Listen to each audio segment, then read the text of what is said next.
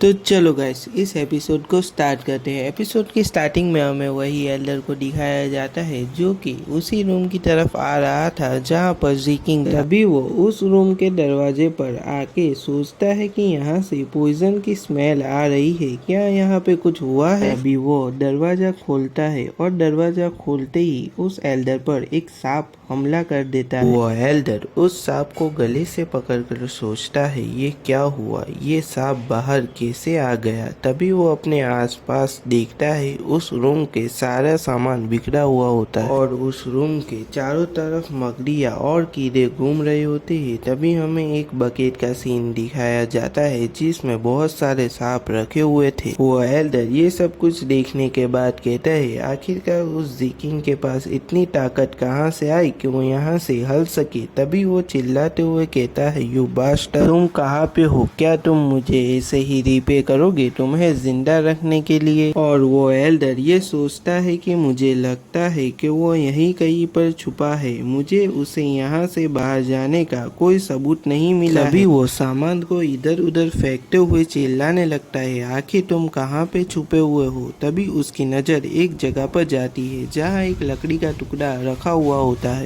वो सोचता है यह वो जगह है जहाँ मैं कूड़ा कचरा फेंकता हूँ, तुम बेवकूफ कहीं के, क्या तुम्हें यही जगह मिली थी छुपने के लिए। तभी वो उस लकड़ी को हटाने जाता है, जैसे ही वो उस लकड़ी को हटाता है ऐसे ही उसके फेस पर एक कट लग जाता है और उसमें से खून निकलने लगता है। और वो सोचता है आखिर ये क्या था, क्या ये एक बैम्बू ब्रांच है। तभी उसे बहुत ज्यादा तकलीफ होने लगती है और वो बोलता है क्या ये पॉइजन है। और वो एल्डर खून की उल्टियाँ करने लगता है और वो बोलता है इसके सिम्टम्स देखने से ऐसा लग रहा है कि इसमें सिर्फ एक टाइप का पॉइजन नहीं था, इसमें कई डिफरेंट टाइप के पॉइजन मिलाए हुए थे, ये कौन से टाइप का पॉइजन है। तभी उसके मुंह से और भी खून निकलने लगता है और वो जमीन पर गिर जाता है और कांपने लगता है। वो चिल्लाते हुए बस एक ही चीज को दोहरा रहा था, मुझे इसका एंटीडोट दे दो। आखिर ये लड़के ने ये कैसे किया। तभी हमें वही बकेट का सीन दिखाया जाता है जिसमें से एक सांप की पूंछ और किसी का हाथ दिख रहा था। जब वो एल्डर उस तरफ देखता है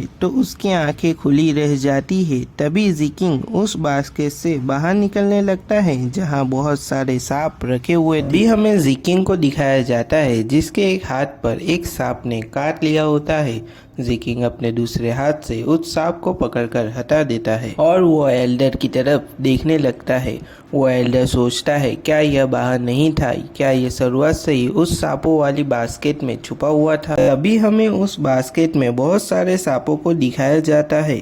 वो एल्डर जब से यहाँ आया था तभी से जीकिंग उस सांपों वाली बास्केट में छुपा हुआ था और वो एल्डर जीकिंग की तरफ देखते हुए कहता है आखिर किसने सोचा था यह मुझे ऐसे सरप्राइज देगा। तभी हमें जीकिंग के हाथ की उंगली से खून निकलते हुए दिखाया जाता है। तभी वो एल्डर सोचते हुए कहता है अब मुझसे यह मत कहना कि जो पॉइजन इसके शरीर से मैंने निकाला था उसका ही इसने इस्तेमाल किया है। वो चिल्लाते हुए कहता है तुम्हारी हिम्मत कैसे हुई मेरे साथ ऐसा करने की। तभी जीकिंग वहाँ से बाहर जाने लगता है। वो एल्डर चिल्लाते हुए जीकिंग को रुकने के लिए कहता है मगर जीकिंग वहाँ से चला जाता है। जीकिंग चलते चलते कुछ दूर आ चुका होता है और इस टाइम पर उसकी भी हालत कुछ ज्यादा ही बुरी थी और अपनी हालत की वजह से वो वहाँ नीचे गिर जाता है और अपने मन में कहता है मैंने उसे मार दिया, व्हाइट फ्लावर वैली के दुश्मन को। ये कहते हुए वो जोर जोर से रोने लगता है। वह ये सोचता है काश ये सब सपना होता, मेरी मॉम मेरे ग्रैंडफादर पॉइजन सैक की वजह से सब मारे गए। अभी उसे एक साउंड सुनाई देता है। जीकिंग एक जगह पर छुपा हुआ था। हमें उसके सामने दो लोगों को दिखाया जाता है। वो आपस में बात करते हुए कहते हैं मुझे लगा यहाँ पर कोई है, शायद वो एक बीस्ट होगा,